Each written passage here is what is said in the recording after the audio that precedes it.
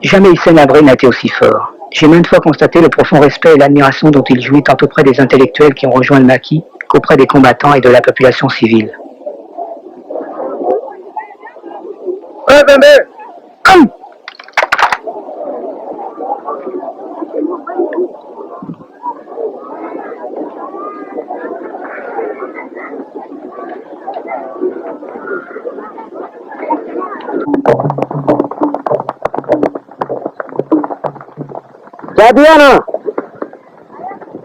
Tchadien, Tchadien, Tchadiens, Tchadiennes, mes frères, mes sœurs, grands et petits, je vous salue.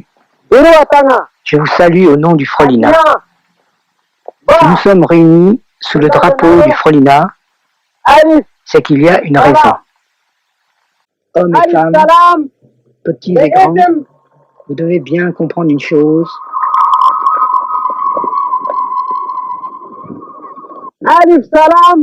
Notre liberté est au bout du fusil, combattant de la liberté. Combattant de la liberté.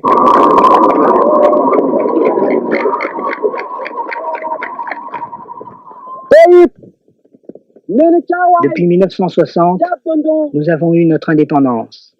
Cela fait 15 ans. Mais au long de ces 15 années, est-ce que réellement nous avons eu notre liberté?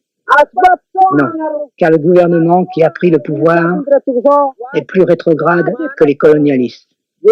Dans l'histoire du Tchad, personne n'a vu des hommes mis à terre sur la place du marché, tondre la tête des femmes dans notre propre pays, et Tchadiens se retrouvaient comme des étrangers. La révolution a commencé en 1965, où la liberté de l'homme tchadien, qui était piétinée, le temps ancien est révolu, et aujourd'hui, le monde doit avoir sa liberté.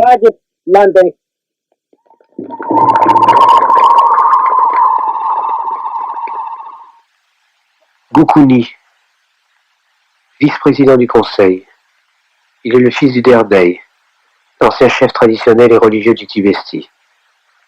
4 de ses frères ont été tués par le corps expéditionnaire français en 1970. Il est le fondateur de la 2e armée du Frolina.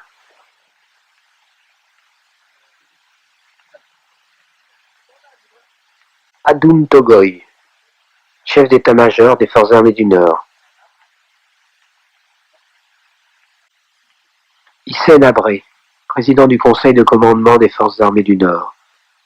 Licencié en droit, diplômé de l'Institut des hautes études d'outre-mer, diplômé de sciences politiques à Paris, il a 33 ans.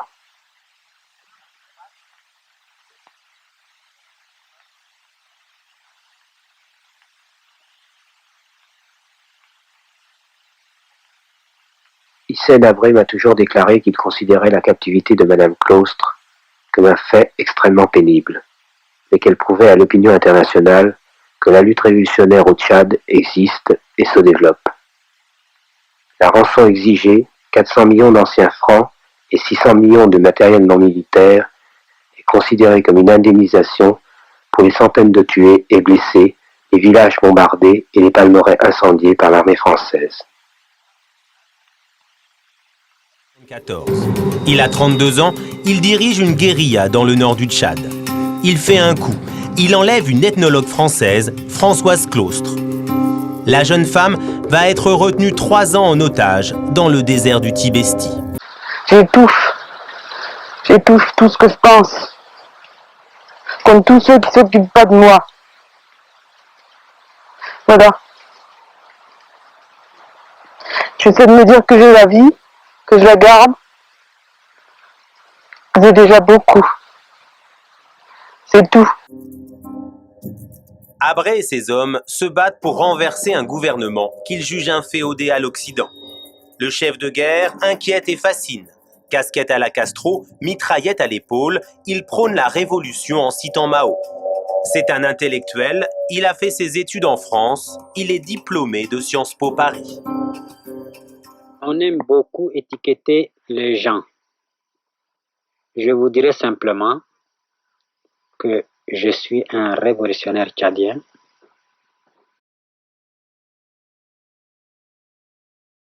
Sur le terrain, Vous avez visité un certain nombre de zones occupées par les fans, à savoir dans la région du Wadaï géographique, dans une partie du BET. Il va sans dire que les fans existent ailleurs au Tchad, y compris dans le nord du Tchad, au nord de Fayette. Cette situation, qui est en fait une clarification historique du processus de lutte de libération, est une étape très importante. C'est une étape qui a pu dessiller beaucoup de yeux, qui a pu ouvrir beaucoup des oreilles, tant sur le plan national que sur le plan international. Et c'est une étape également, incontestablement, qui a su faire la part des choses. Qui lutte réellement pour l'indépendance, la liberté, la dignité du Tchad? Qui est en train de poursuivre des objectifs non avoués? La Libye veut beaucoup de choses au Tchad. D'abord, demandons-nous qu'est-ce qui pousse la Libye à vouloir absolument manger le Tchad. D'abord, des raisons philosophiques. Vous savez que Kadhafi a une conception particulière des relations historiques et des relations internationales et également de la vocation des États et des nations. Il se considère qu'il est le successeur lointain des grands chevaliers du Moyen-Âge. Il se considère le successeur du prophète Mohammed, dont il est d'ailleurs en train de réviser certains des hadiths. Et il estime qu'il a une vocation historique qui consisterait à régénérer le monde arabe, faire de ce monde une puissance, une grande puissance, à l'image des États-Unis, de l'Union soviétique et demain à l'image de la Chine. Donc il y a là des raisons profondes, philosophiques qui poussent Kadhafi. En 1983, le colonel Kadhafi lance une offensive militaire. Il veut renverser Habré et mettre un gouvernement à sa solde à N'Djamena. Ses troupes envahissent et occupent le nord du Tchad. Dernier en date à rappeler sa position, le chef de l'État tchadien, Hissène Habré, qui veut bien négocier non pas avec son adversaire tchadien Goukouni Ouédeye, mais avec, je cite, le véritable agresseur, la Libye, accusé de vouloir annexier le Tchad. Nous ne refusons jamais le dialogue. Au contraire, nous cherchons le dialogue.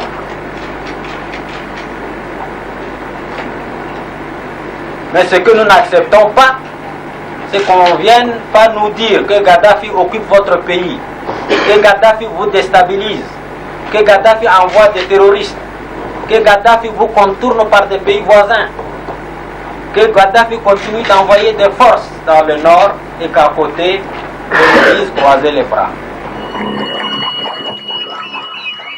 Hissène Habré prend le pouvoir par les armes en 1982. Il troque son uniforme de rebelle pour un boubou blanc. Dans ses discours, il a toujours des accents révolutionnaires. Vive l'UNIR pour que nous puissions pousser plus loin nos victoires, élever plus haut nos réalisations et vaincre sur tous les fronts de la lutte. Aussi longtemps que nous ne trouvons pas la voie de l'unité, aussi longtemps que nous ne trouvons pas les moyens de nous serrer les rangs, à partir du moment où nous n'arriverons pas à parler le même langage, eh bien nous demeurerons toujours un peuple affamé, un peuple d'ignorants, un peuple humilié, un peuple soumis à la domination étrangère. Nous vaincrons tous les défis de la domination étrangère. Nous vaincrons le défi de la désunion. Nous vaincrons le défi de la sécheresse et de la famine. Et nous vaincrons le défi de l'unité. et nous bâtirons par nous-mêmes, de nos propres mains, le Tchad nouveau, un Tchad fort, un Tchad uni, un Tchad prospère. Aujourd'hui, et depuis le 7 juin 82, nous avons mis en place les forces armées nationales tchadiennes. Et nous voulons de cette armée une armée au service de la patrie, une armée populaire qui émane de notre peuple et qui est au service de notre peuple pour la défense de la patrie, pour la défense de la liberté. Une armée formée, une armée équipée, une armée conscientisée. Aucun pays, aucun peuple, s'il veut être libre, s'il veut garder sa dignité, son honneur, préserver sa patrie, préserver ses sols, sa terre, eh bien, aucun État ne peut se passer d'une véritable armée. Et vous devez comprendre cette évidence. Et vous devez soutenir notre armée. Et vous devez accepter les sacrifices nécessaires pour préserver cette liberté en consentant toujours des efforts en faveur de notre armée. C'est le prix de notre vie. C'est notre devoir. C'est notre première responsabilité. Le gouvernement de la Troisième République met tout à la disposition de son armée. Le peuple tchadien consent tous les sacrifices pour son armée. Eh bien, avec vous, notre peuple, ensemble, nous devons arracher nos terres occupées. Nous devons infliger la leçon qu'ils méritent aux Libyens. Voilà votre rôle et je suis sûr que vous accomplirez votre haute mission. Un soldat tchadien vaut 100 soldats libyens. C'est la vérité historique. Pour éviter la division, pour éviter les divisions entretenues par l'extérieur, qui toujours veulent que le peuple tchadien soit divisé, pour qu'il soit manipulé, eh bien, nous avons créé l'Union nationale pour l'indépendance et la révolution, pour que dans ce cadre, les fils et les filles du Tchad puissent se retrouver unis, conscientisés, mobilisés pour relever les défis. L'Union nationale pour l'indépendance et la révolution, c'est le cadre idéal à travers toutes les épreuves que notre peuple et notre nation a vécues. Le cadre idéal pour refaire son unité. Parce que nous, Tchadiens, nous avons trop souffert de nos divisions. Nous avons trop souffert des divisions entretenues par l'extérieur, qui a toujours cherché à opposer les enfants du Tchad en chrétiens, en musulmans, en nordistes, en sudistes, en Sara, en Hadjaraï, en Goran, en Kanumbu, en Wadaye, en Kreda, etc., etc. Eh bien, nous devons dépasser ce stade. Parce que nous avons vu ce que cela nous a coûté. Parce que les ennemis cherchent à nous diviser pour mettre la main sur notre pays. Et nous avons vu, nous avons vécu. Et pour cela, nous devons prendre conscience de la nécessaire unité des fils du Tchad. Vous devez tous militer au sein de l'Union nationale pour l'indépendance et la révolution. Parce que c'est votre mouvement. Parce que l'UNIR n'a pas d'autres ambitions que celle de relever le Tchad. Celle de faire de notre peuple un peuple uni, un peuple fort.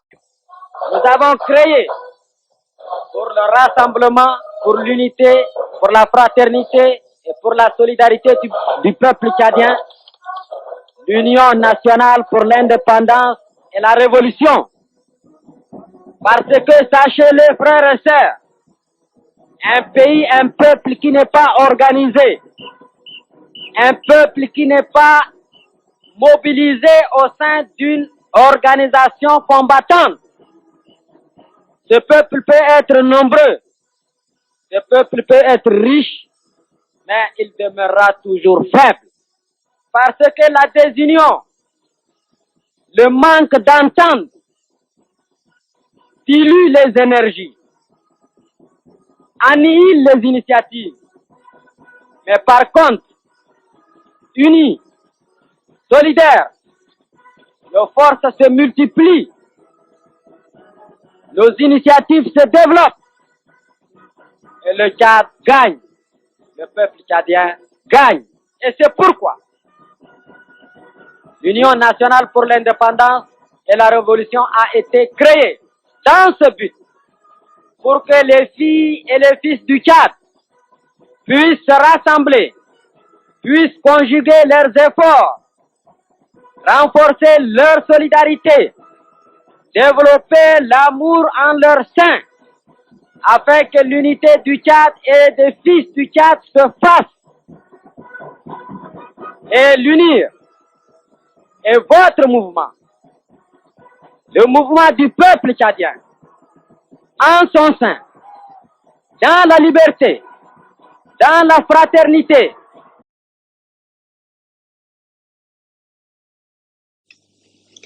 Les manipulations financières et monétaires au détriment des pays pauvres et bien d'autres facteurs qui aggravent le sort des pays du tiers-monde.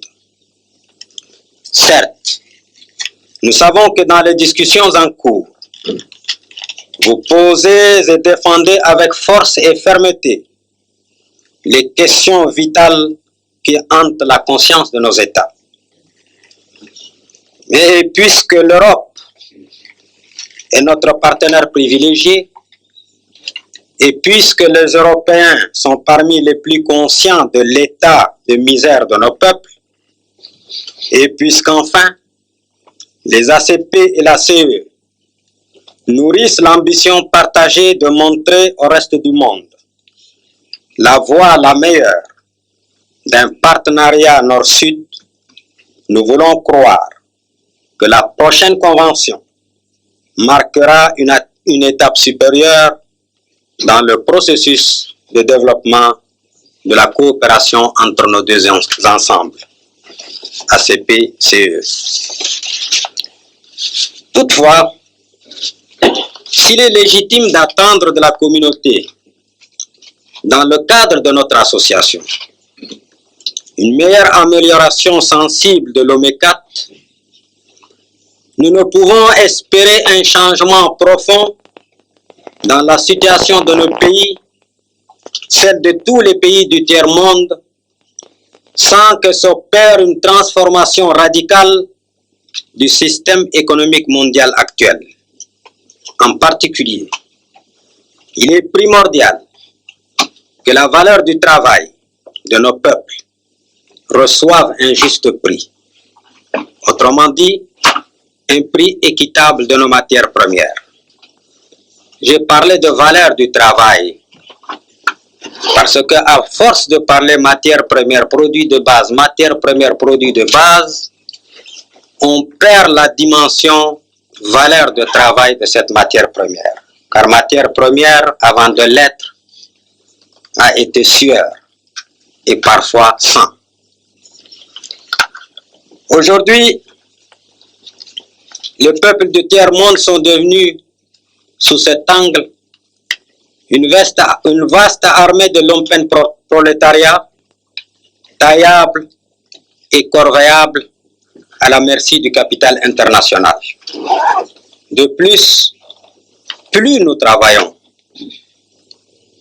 plus nous produisons, plus la contrepartie est maigre du fait des lois faites par les riches et pour les riches.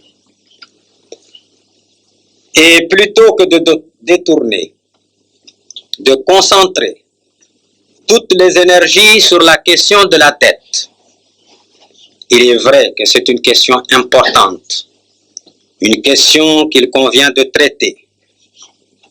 Il importe encore plus de s'attaquer au problème de cours des matières de base, car ce problème est aussi celui des droits de l'homme, des droits de peuple par excellence, car il s'agit bien du travail de l'homme.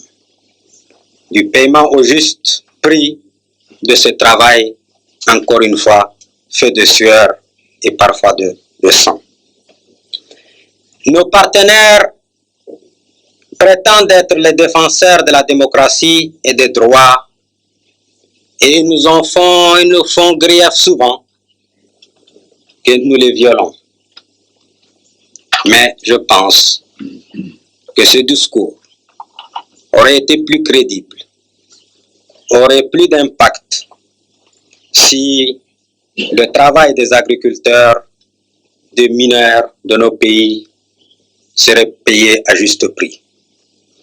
Des milliers et des milliers d'hommes, femmes et enfants meurent chaque jour non faute de l'exercice d'un droit de vote quelconque, mais bien meurent à cause du pillage des matières premières de nos producteurs,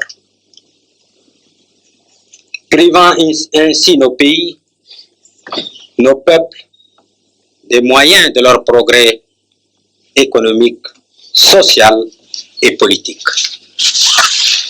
C'est dire le caractère fondamental à mes yeux de la démarche appelant un nouvel ordre économique mondial. Démarche difficile, mais indispensable à l'harmonie et à la paix de l'humanité.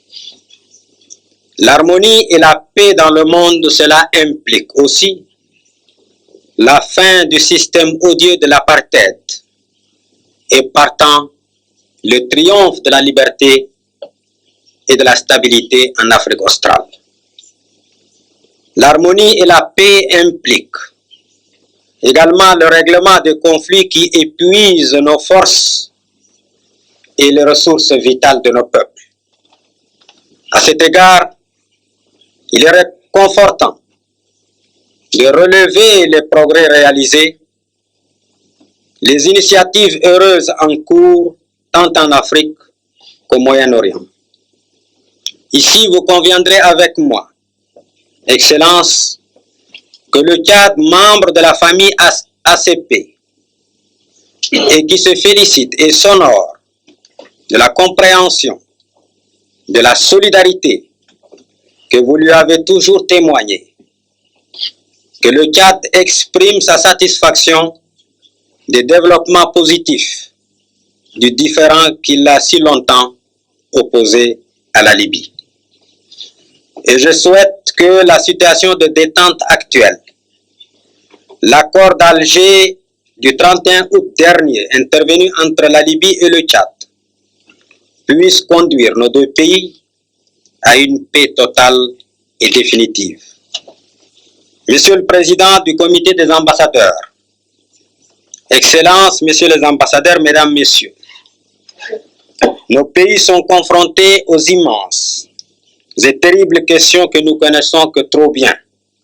Et notre combat portera mieux et toujours plus, pour autant qu'il est soutenu par la solidarité. N'est-ce pas?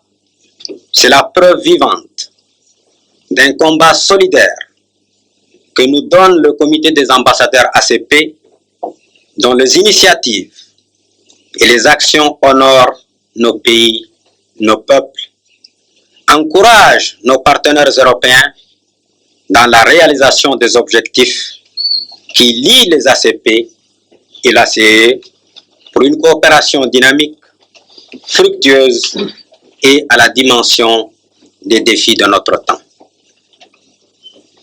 Je vous salue, Excellence. Je salue vos efforts. Soyez convaincus que vous avez notre soutien. Et enfin, je vous souhaite bon courage et beaucoup de succès dans votre lutte, dans votre mission. Je vous remercie.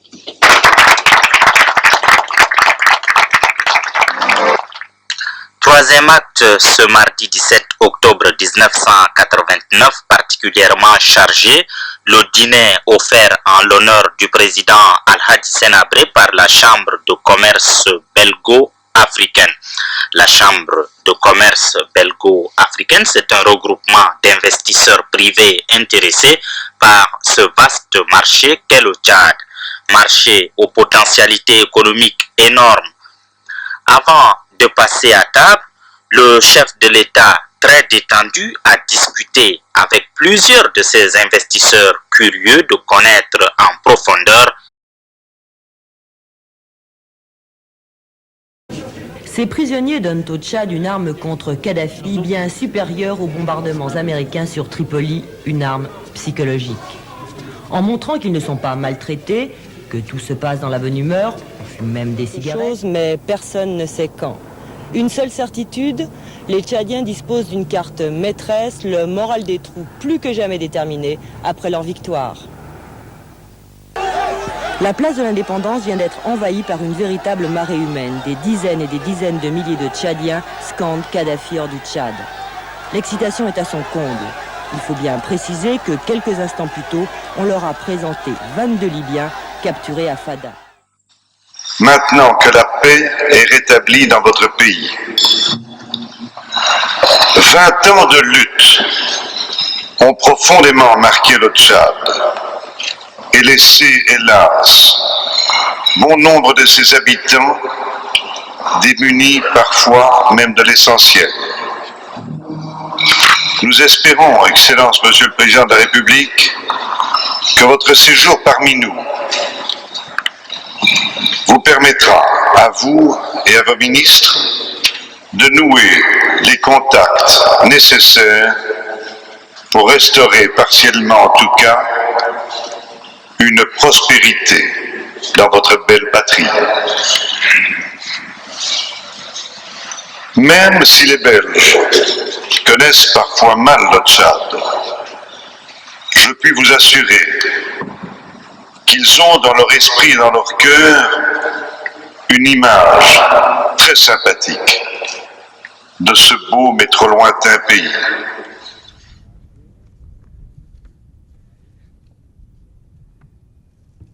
We welcome President Habré to Washington as the leader of a nation that has recently beaten back the violent aggression of an outlaw state. In winning its stunning victories, Chad has acted to preserve its freedom and handed a forceful message to aggressors. That message is, African nations will defend their sovereignty and foreign aggression will be defeated. In our discussion today, President Habré and I reviewed some of the events that led to this aggression. We also discussed the current situation in Chad. The United States has proudly joined France, Zaire, Egypt, and other friends. It is our mutual hope that the parties in South Africa will show the courage to work toward a peacefully negotiated end to the scourge of apartheid. Finally, the friendship between Chad and the United States reflects our shared commitment to freedom and international cooperation. President Habré and I are convinced that the relationship between our countries will continue to be strong and productive, one which will serve the interests of both our peoples. It was an honor and a great pleasure to have had him here as our guest. Thank you.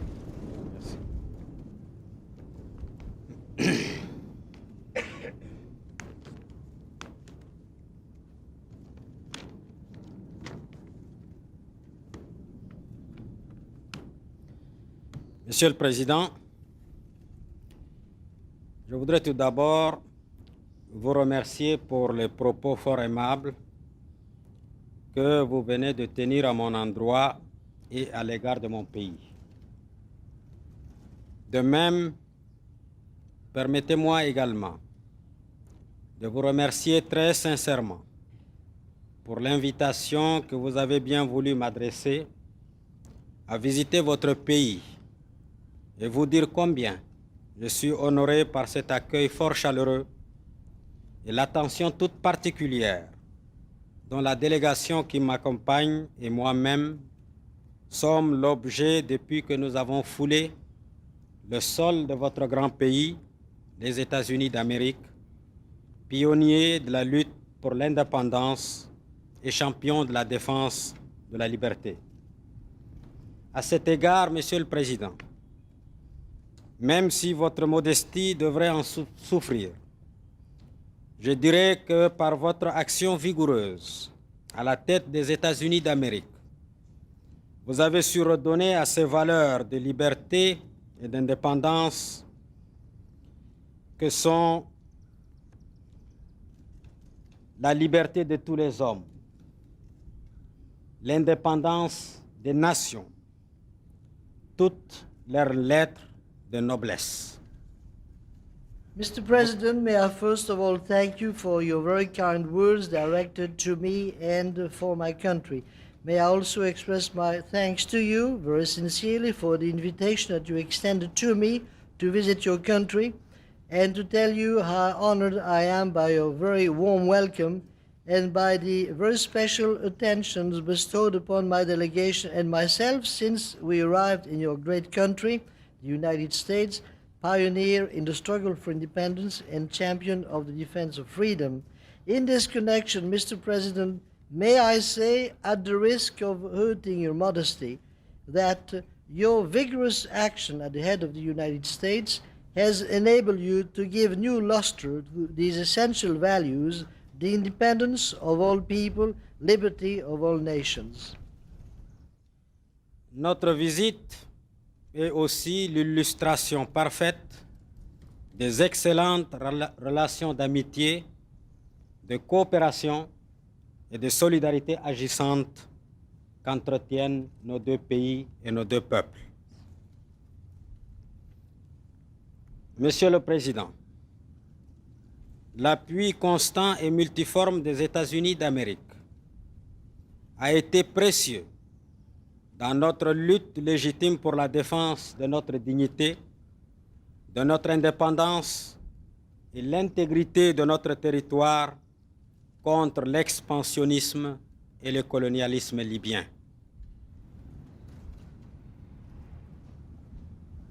Our visit is also an excellent illustration of the strong and very good relation of friendship, cooperation, and solidarity that are so active and so interactive between our two countries. Mr. President, the constant and varied assistance and support of the United States has been very valuable to us in our legitimate struggle for the defense of our dignity, of our independence, and of the integrity of our territory against Libyan expansionism and colonialism.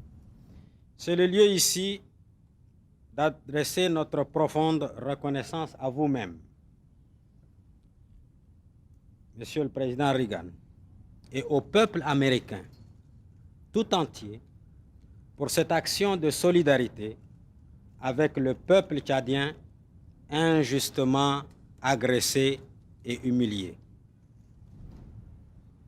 And this is indeed the place, Mr. President, to express our deep gratitude to yourself, Mr. President, to the American people for your solidarity with the people of Chad who are so unjustly aggressed and humiliated. En effet, grâce notamment à votre engagement ferme et celui d'autres amis du côté de la justice et du bon droit, le peuple tchadien a aujourd'hui libéré la plus grande partie de ses terres spoliées. Mais comme vous l'avez relevé à juste titre, le Tchad, qui demeure toujours sous la menace des armes, doit poursuivre son combat pour mettre fin définitivement aux empiétements sur sa liberté et vivre l'ère de la paix. It is indeed thanks to your firm commitment and that of our other friends on the side of justice and law, it is indeed because of that that the Chadian people has today recovered the greatest part of the territories that had been taken away. As you yourself have stressed so aptly, Mr. President, Chad remains under threat and must pursue its fight in order to put an end once and for all to encroachments upon our freedom and in order to live in peace. Aussi, je retiens avec satisfaction de mes entretiens avec le président Reagan la volonté réaffirmée des États-Unis d'Amérique à aider le Tchad à parachever l'œuvre de libération nationale et à s'atteler durablement à la bataille du développement économique et social en vue du bien-être de son peuple. I note, therefore, with great gratification after my discussion with President Reagan, the reaffirmed determination of the United States to help Chad complete the national liberation task and tackle in a lasting manner the battle for the economic and social development of our nation to foster the welfare of our people. Monsieur le Président, le Tchad, comme les États-Unis, chérit au plus haut point la paix, la liberté, la justice et la protection des droits de l'homme et des peuples et croit fermement à la coexistence entre les nations et entre les peuples. Car le Tchad, qui a souffert et souffre encore dans sa chair et dans son âme de l'absence de paix et de la violation de ses droits, se sent solidaire de tous ceux qui, victimes de l'oppression et du racisme, livrent un combat libérateur. Et nous savons que le rôle du président Reagan, le rôle des États-Unis d'Amérique est déterminant dans le processus devant préserver l'humanité de la grande tourmente qui la menace. Mr. President, we in Chad, as you in the United States, cherish to the highest degree peace, freedom, justice, protection of human rights, and we firmly believe in coexistence among nations and peoples. Because Chad has suffered and continues to suffer in body and soul from the lack of peace and the violation of these rights, we feel great solidarity with all those who are victims of oppression and racism, wage their own liberating struggle. And we know what an important and determining role you, President Reagan, and your country play in this entire process so that mankind will be immune from the major threat against it. C'est pourquoi il est réconfortant de relever que les relations entre les États-Unis et le Tchad sont des plus excellentes et que nous sommes résolus à œuvrer ensemble pour leur donner une impulsion nouvelle par une coopération encore plus renforcée en vue de contribuer à l'avènement d'un monde plus juste et plus solidaire. Je vous remercie. That is why we are greatly comforted to know that relations between the United States and Chad are of the most excellent character and that we are determined to work together to give them new impetus in strengthening our cooperation so that we may help bring about a world with greater justice and solidarity. Thank you.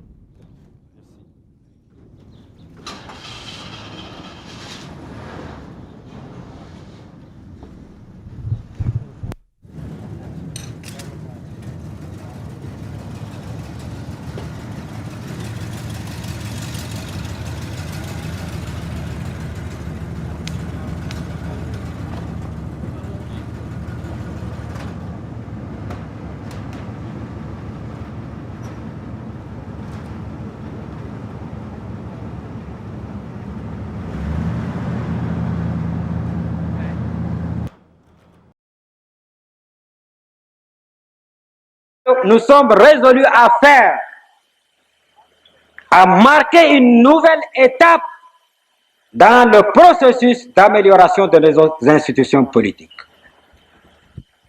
Dans cet esprit, le peuple tchadien, par voie de référendum, a voté la nouvelle constitution, a réélu le président de la République. Et aujourd'hui, nous sommes en train de mettre en place les institutions issues de la Constitution approuvée par référendum. En particulier, très bientôt, vont avoir lieu les élections législatives. Le peuple tchadien va élire démocratiquement, en toute liberté, ses représentants, ses députés, dans un scrutin libre où les candidats se présenteront individuellement et se livreront à la compétition dans la transparence, dans la liberté. Le peuple seul, libre et souverain, tranchera. L'État préservera les chances de chacun. Il n'y aura plus de magouilles, il n'y aura plus d'urnes bourrées.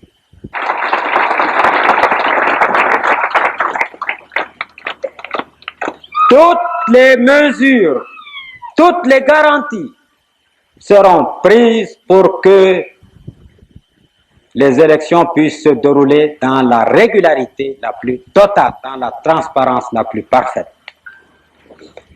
Et nous continuerons dans cette voie. Nous voulons mettre en place, quoi qu'arrive, quel que soit le coût, quelles que soient les circonstances, nous mettrons en place une vie démocratique, un état de droit,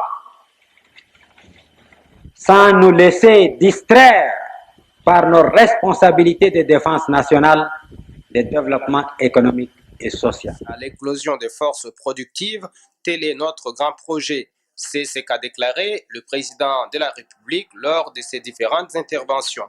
Un huissier présente le programme de la cérémonie de ce matin dans la grande salle de conférence du ministère des Relations extérieures, devant l'assistance.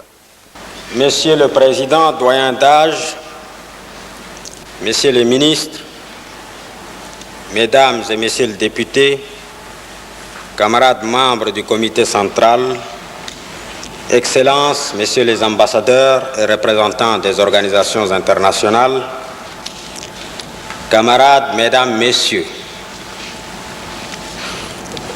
ce n'est pas sans une certaine émotion,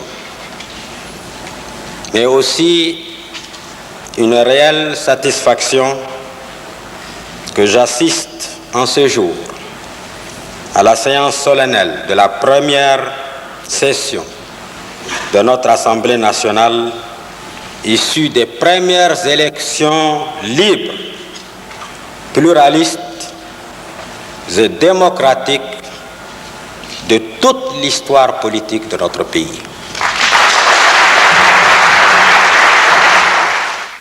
Aussi qu'il me soit permis de rendre tout d'abord un hommage mérité à notre peuple, qui vient une seconde fois en l'espace de 8 mois de faire preuve d'une grande maturité politique en élisant librement et de la manière la plus responsable ses représentants au Parlement.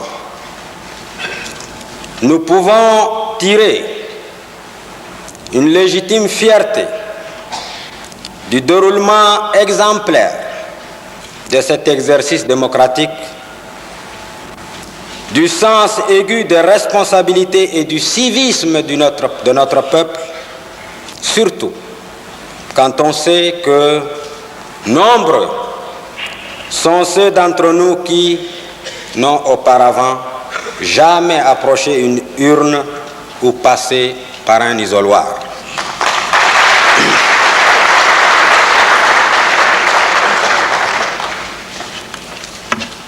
Et à vous, doyens et heureux élus de la nation, je vous adresse mes chaleureuses félicitations et tous mes vœux de réussite dans votre noble mission. Mes encouragements aussi aux nombreux candidats écartés par le suffrage populaire, mais qui, par leur candidature, ont donné à ce scrutin toute la dimension pluraliste voulue. On n'applaudit pas les malheureux candidats.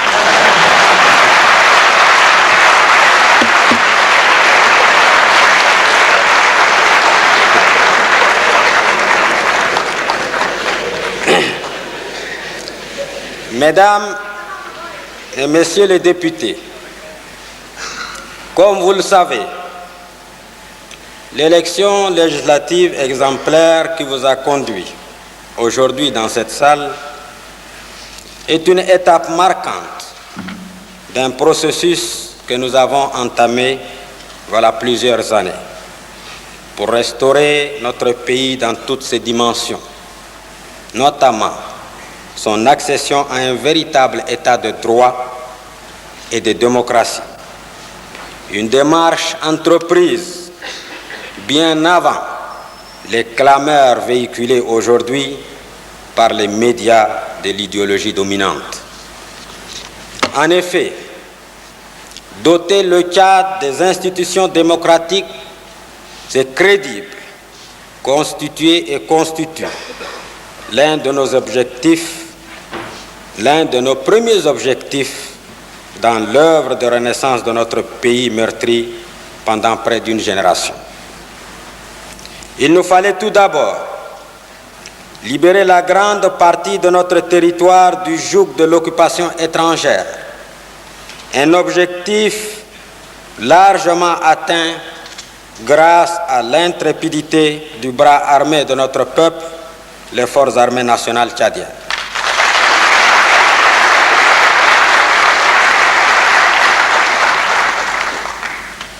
Une autre étape marquante de nos actions était de réconcilier les Tchadiens, puis les rassembler afin qu'ils fassent front dans l'adversité et prennent en main leur destin. À ce sujet, nous pouvons affirmer que notre grand mouvement rassembleur, l'Union nationale pour l'indépendance et la révolution, remplit pleinement sa mission en devenant le creuset de communion, d'expression et d'action de tous les Tchadiens pour des avancées décisives dans la voie que nous nous sommes tracée.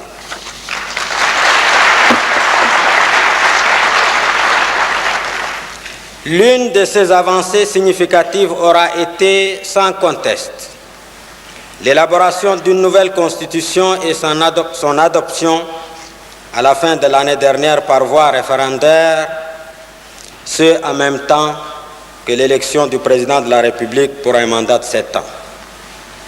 Cette nouvelle constitution, œuvre authentique des Tchadiens, adoptée par une large majorité des fils du Tchad, régit aujourd'hui la vie publique du pays. C'est pourquoi, fort de ce succès et conformément aux dispositions prévues par la Constitution, alors même que nous faisions face en mars et avril dernier à une agression armée de l'ennemi, nous nous sommes attelés à la mise en place de nouvelles institutions avec l'organisation du scrutin législatif. Mesdames et messieurs les députés, tout comme notre nouvelle constitution ouvre une ère nouvelle dans la vie politique et administrative du pays, votre première législature inaugure une page nouvelle dans l'histoire politique du Tchad, dotée pour la première fois d'une Assemblée nationale démocratiquement élue et représentative, qui va être l'un des grands piliers de nos institutions, en l'occurrence le pouvoir législatif, une institution de premier ordre dans la vie de la nation.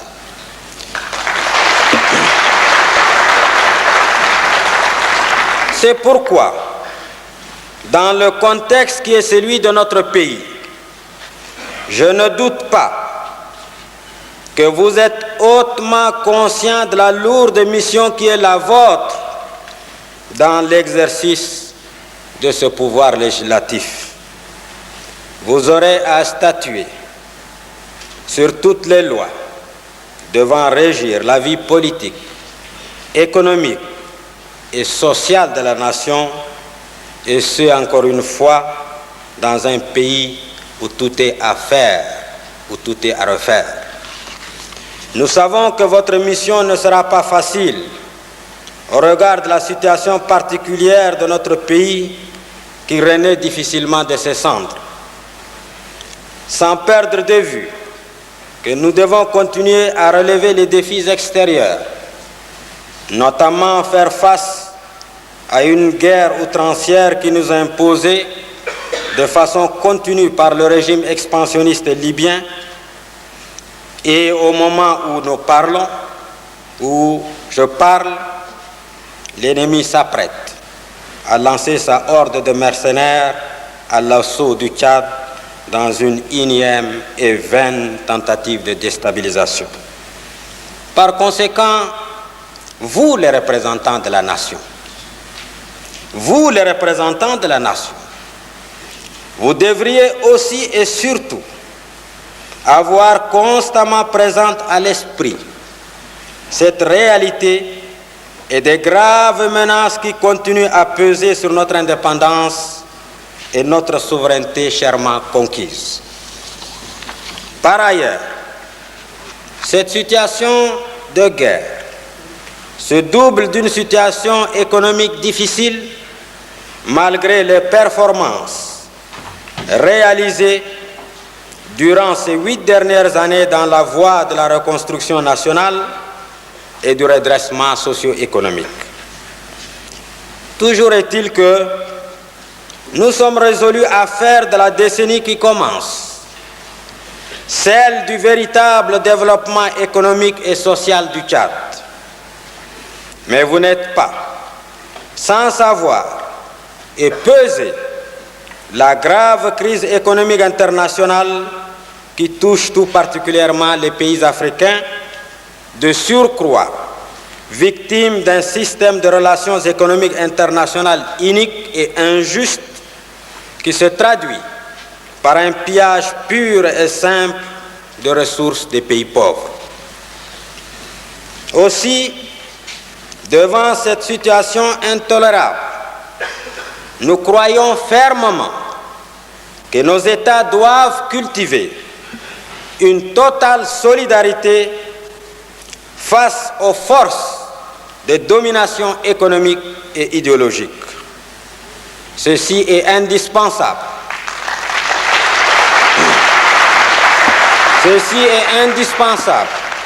Ceci est vital si nous voulons assurer à nos peuples un devenir meilleur auquel ils aspirent légitimement. À cette spoliation de nos ressources, fruit du travail de nos paysans et travailleurs, s'ajoute maintenant une autre volonté dominatrice qu'on croyait éculée, à savoir l'imposition d'un mode de pensée et d'un modèle de société au nom des libertés individuelles et des valeurs dites démocratiques, alors que l'histoire contemporaine est là pour nous rappeler combien ces valeurs ont été bafouées et continuent de l'être par ceux-là même qui en font aujourd'hui un mot d'ordre. Un mot d'ordre, on ne peut plus hypocrite.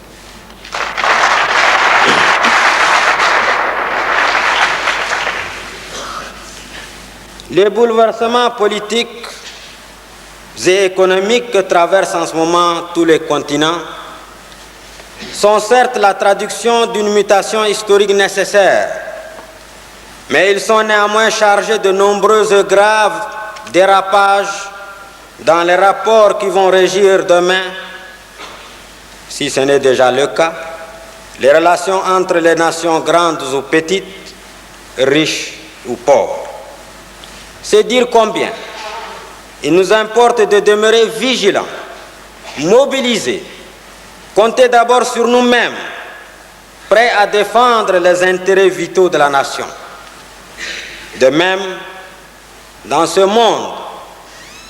monde où les requins de toutes catégories n'éprouvent aucun scrupule à croquer les petits poissons, dans ce monde où la force brutale tient lieu de loi, nous devons toujours entretenir et développer au mieux possible nos relations d'amitié et de coopération avec la communauté internationale, avec les pays frères et amis, avec nos partenaires de développement qui, reconnaissons-le, contribue de beaucoup aux efforts du Tchad pour la sécurité, la paix et le développement.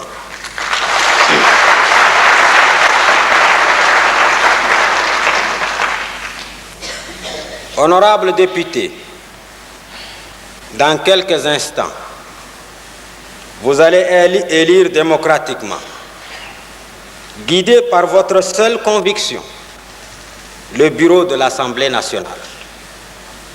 Cet organe important, dont le rôle est, entre autres, la bonne administration et la digne représentation de notre Parlement.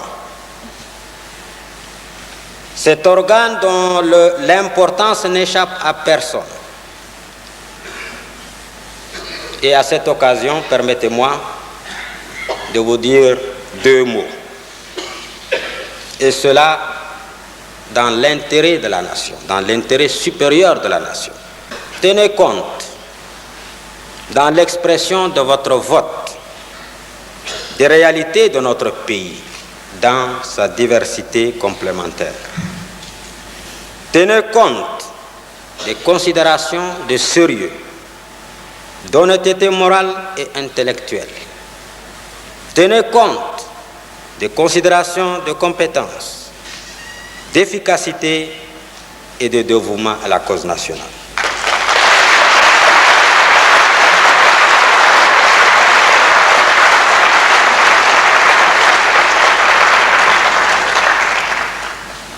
Autrement dit, un bon bureau qui doit faire honneur aux représentants de la nation que vous êtes et faire honneur à l'État.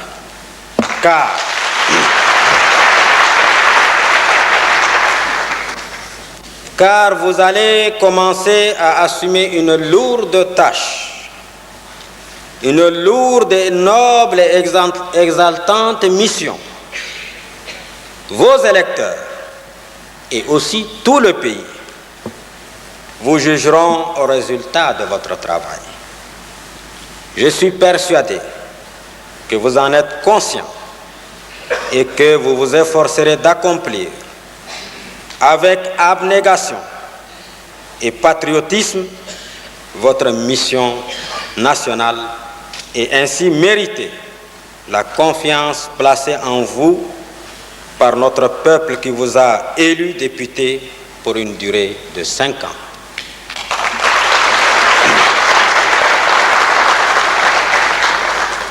Mesdames, Messieurs, je souhaite plein succès aux travaux de la présente session et une bonne et heureuse législature. Vive le Tchad, vive la République.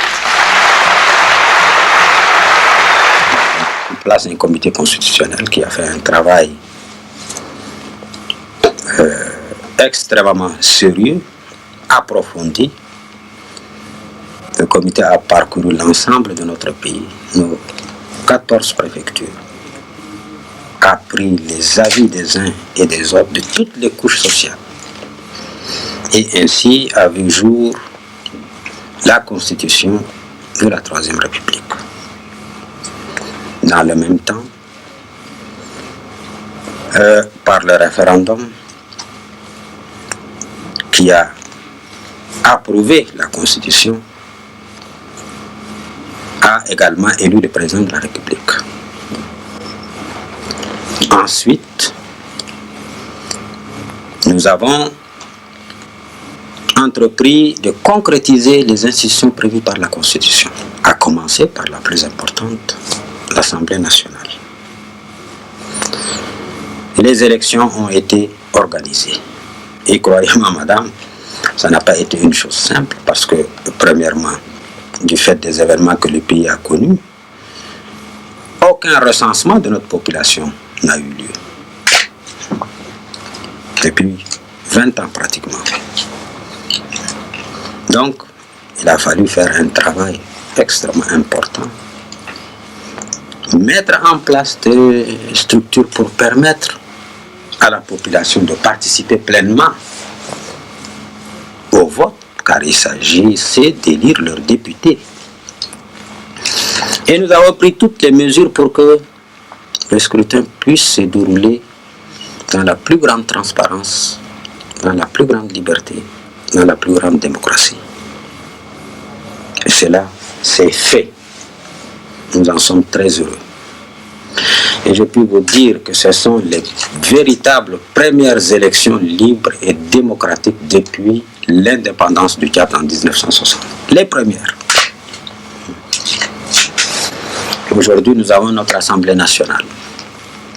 La session... Et je dois ajouter que c'était des élections pluralistes. Il y avait eu 436 candidats pour 123 sièges. Et la lutte a été dure. Et aujourd'hui, effectivement, l'Assemblée siège en session budgétaire. Et nous allons continuer, car il faudra mettre les autres institutions en place. La Cour suprême, le Conseil économique et social, et ensuite aller en province, car nous entendons décentraliser l'administration. Il faut que les populations au niveau de préfecture, au niveau de sous-préfecture, au niveau des mairies, prennent en main leur destin et par des élections libres. Que les citoyens puissent s'auto-administrer, bien sûr avec le concours de l'État. Donc, le processus continue. Concernant le multipartisme, c'est un sujet à la mode, très controversé. Mais le problème, à notre sens, n'est pas le multipartisme. Le problème, c'est la démocratie. Le problème, c'est la participation des citoyens aux affaires qui les concernent. Que les populations prennent en main leur destin. Maintenant, quelles sont les formes de cette démocratie et de cette liberté? Ça peut être le multipartisme. Il peut y avoir d'autres formes de pluralisme politique. Chaque nation, chaque État, chaque peuple doit lui-même inventer, sécréter le système démocratique, le système de liberté qui lui convient. Je ne suis ni contre le multipartisme, ni pour le multipartisme sans nuance. Parfois, je me pose la question, pourquoi le monde occidental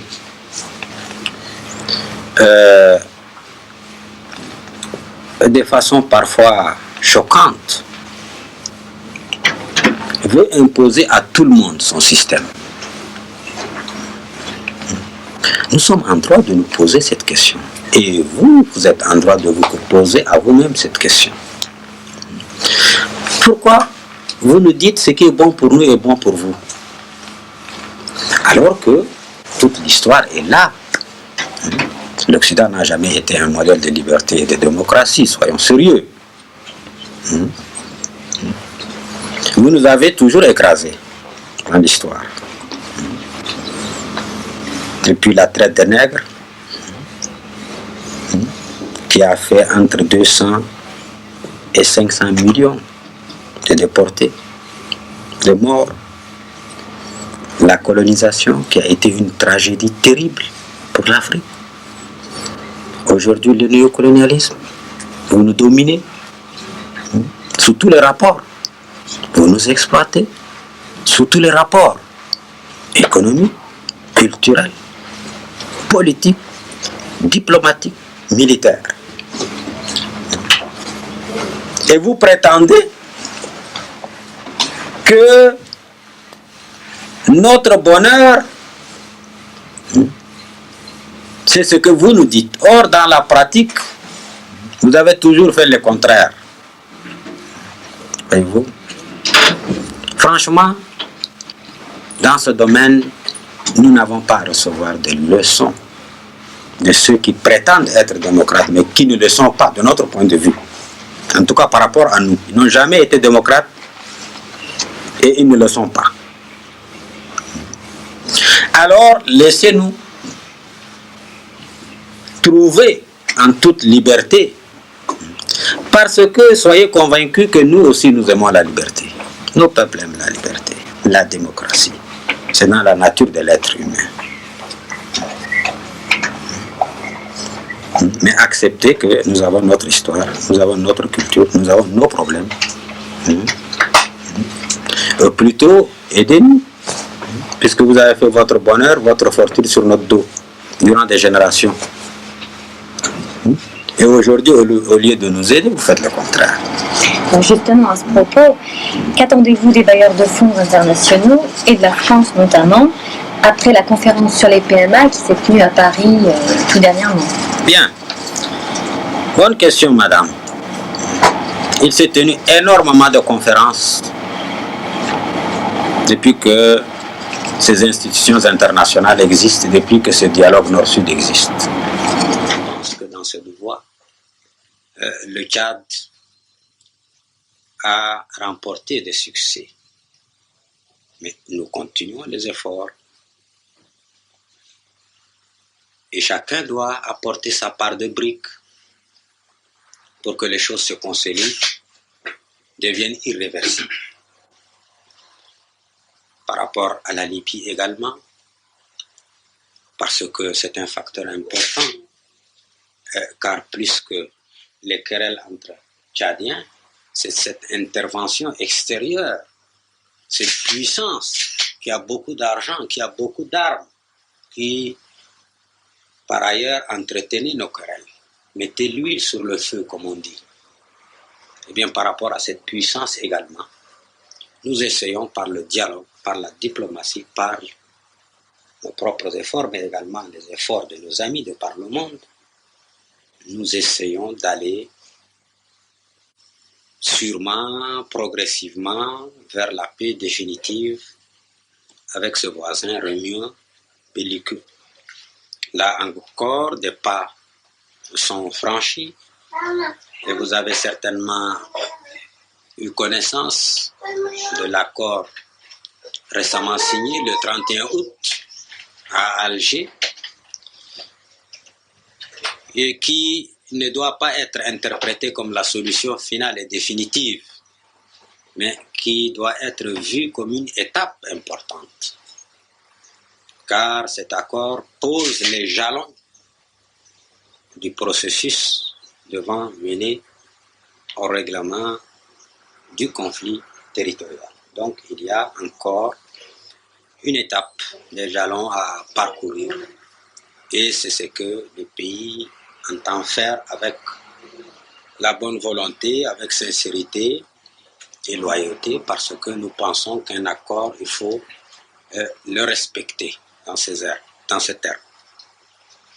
Et parallèlement, et c'est un autre axe de notre action et de notre politique, c'est le développement économique, structurel du pays. Un volet important. L'évolution de notre pays sur ces différents plans s'est gravement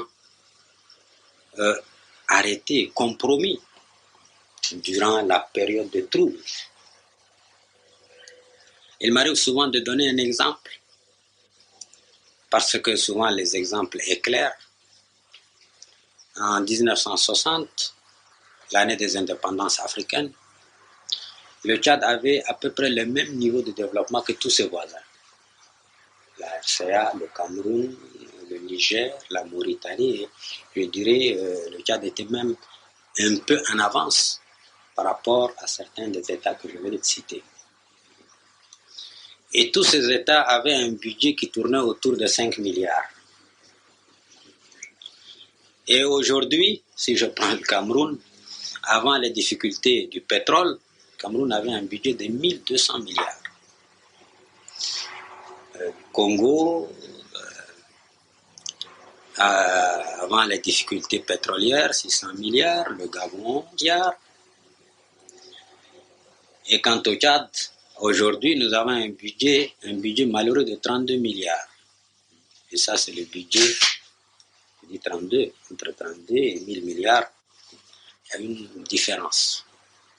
Et quand on regarde ce pays, sur le plan des infrastructures, les routes, les chemins de fer, les ponts, eh bien, ces pays sont partis dans le domaine éducatif, sanitaire, la formation des hommes. Parce que l'avenir d'un pays, c'est d'abord la formation des hommes. À part Dieu, qu'est-ce qui transforme le monde? C'est l'homme. Et l'exemple que tout le monde prend, les Japonais, ce sont des gens qui vivent sur des cailloux en pleine mer. Il n'y a rien là-bas. Ils concurrencent aujourd'hui les Américains. Ils n'ont ni matière première, ni rien. Ça, c'est la valeur de l'homme. N'ambitionnons pas les Japonais, c'est un autre problème. Mais enfin, à titre illustratif, exemple. Donc, la formation de nos enfants, des Tchadiens, a terriblement souffert. Donc, dans ce domaine, nous essayons non seulement de réhabiliter, de reconstruire, mais d'aller plus loin. Donc, raison pour laquelle nous devons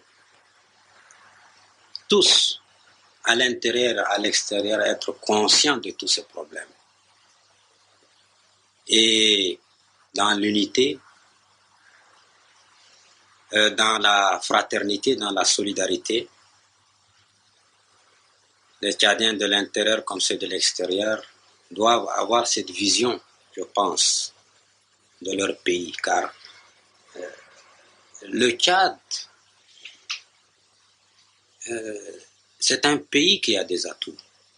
Les Tchadiens doivent en être conscients, un grand pays, d'1 280 000 km², un peuple ingénieux, travailleur, qui a fait ses preuves. 20 ans de troubles, eh bien, en toute objectivité, nous devons reconnaître la valeur du Tchadien. Avec tout ce que nous avons connu, le Tchadien a vécu dignement, honorablement. Et c'est important, c'est grâce à son génie. En pleine guerre, les Tchadiens mangeaient à leur faim. Et nous avons eu 2 ans de pluie. La récolte céréalière au Tchad a doublé. En 2 ans de pluie seulement.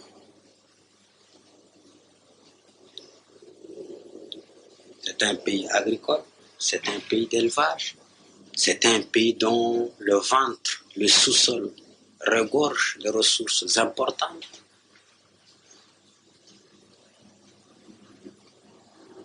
Alors, l'histoire nous oblige, notre responsabilité de patriote, à faire preuve de dépassement, à faire preuve de lucidité, pour ensemble construire ce Tchad.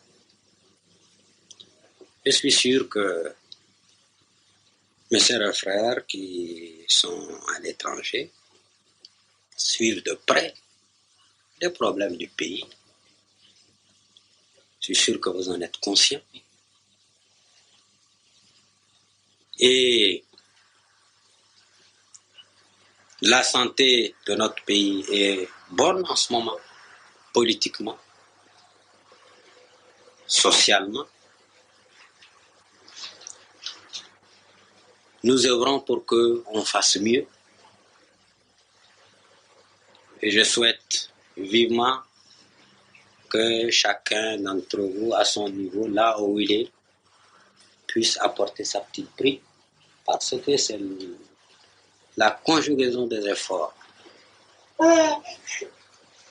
L'union des énergies de cœur, d'esprit, c'est cela qui fait progresser un pays.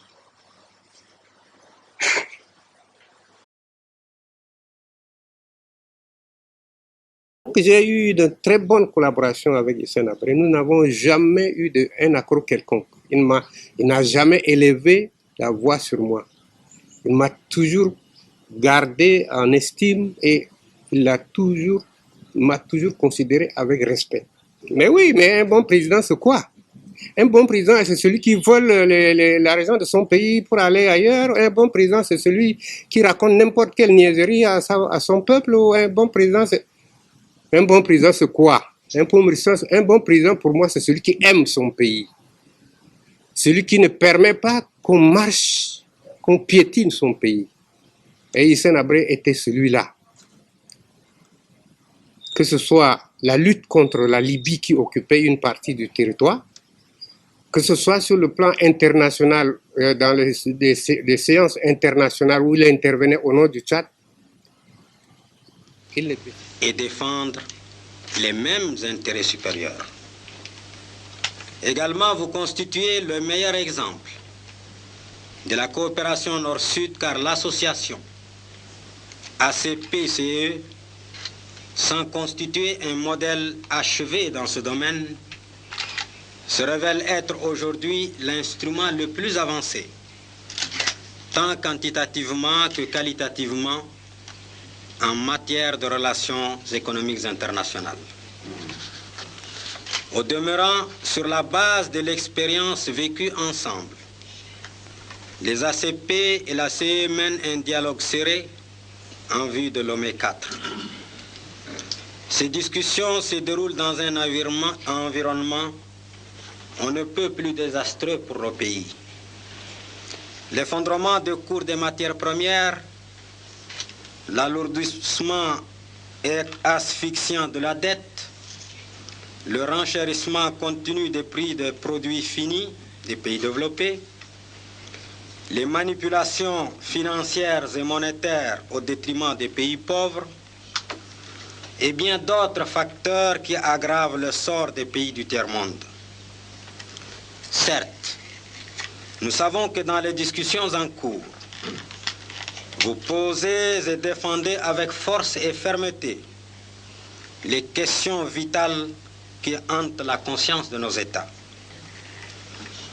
Mais puisque l'Europe est notre partenaire privilégié, et puisque les Européens sont parmi les plus conscients de l'état de misère de nos peuples, et puisqu'enfin, les ACP et la CE nourrissent l'ambition partagée de montrer au reste du monde la voie la meilleure d'un partenariat Nord-Sud, nous voulons croire que la prochaine convention marquera une étape supérieure dans le processus de développement de la coopération entre nos deux ensembles.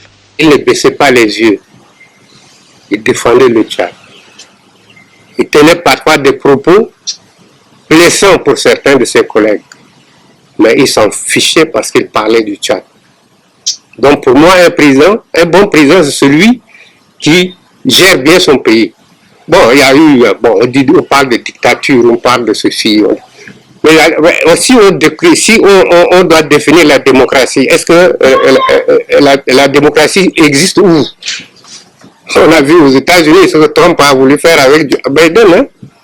Puis, sans parler de ce qui se passe en Afrique, on parle de démocratie. Démocratie, c'est où? Il n'y a pas de démocratie. C'est de n'importe quoi. Le seul message que je peux dire, c'est que nous venons de perdre un de nos frères.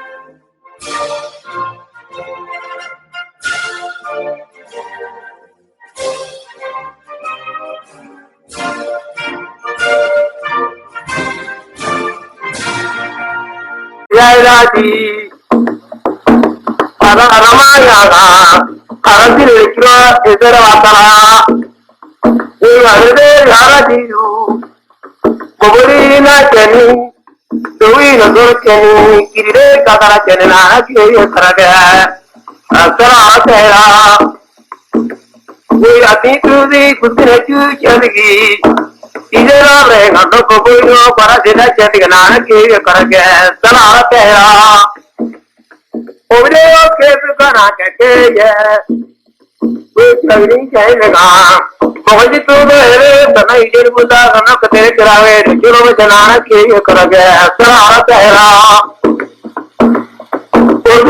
Guru Lata Guru Tinabara Guru Nake Kelkakarake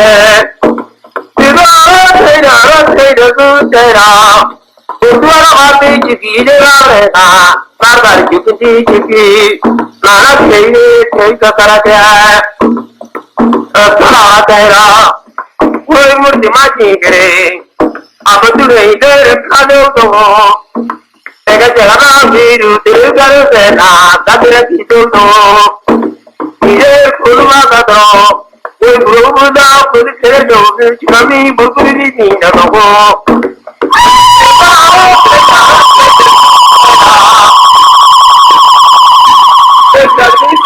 Kirikoino, Bobby Korda with a Kirino. Ije Sutra Agri, Ruritira Yarateka, Keregameto. Kaya Kaya Kaya Babule, Kadu, Oya Babu, Through we will cut out the beginning. I did a teaching. Mowa Gaba, Koi, Kutaming a generation. Chavini, Kani, Kuri, Kutamana, Naki, Karaja,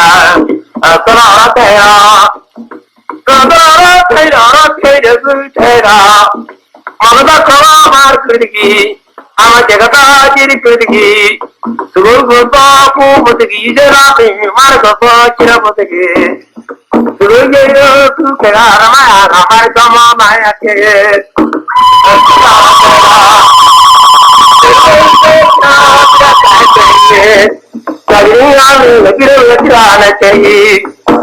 Amapara, Kenegavana, Kenegavana. Rajwa Channel, we are Turkey. What are you telling with Turkey? We were on our way in the skin and getting either and I just now in the Chadiana, the Kennedy.